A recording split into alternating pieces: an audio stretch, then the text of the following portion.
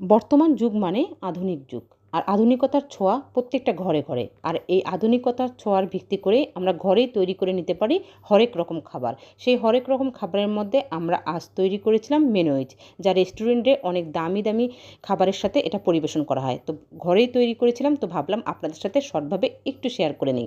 আর perfect একদম রেসিপিটা হয়েছিল। আপনারা এভাবে ট্রাই করে দেখবেন।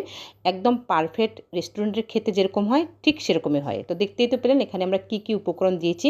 এখানে প্রথমে আমরা ডিম দিয়েছি একটা। তো আপনি ডিমটা আসলে কমিয়ে বাড়িয়ে নিতে পারেন, কারণ যদি পরিমাণে আপনি বেশি করতে চান তাহলে আপনি ডিমটা বাড়িয়ে দেবেন। তারপর আমরা পরিমাণ মতো একটু চিনি দিয়েছি, একটু লবণ, আর একটা বিশেষ মশলা দেওয়া হয়েছে, কিছু গোলমরিচ দেওয়া হয়েছে। আর মেনুইজ করতে যেটা প্রধান উপাদান সেটা হচ্ছে তেল। আর তেল দিয়েই আসলে এই জিনিসটা তৈরি হয়।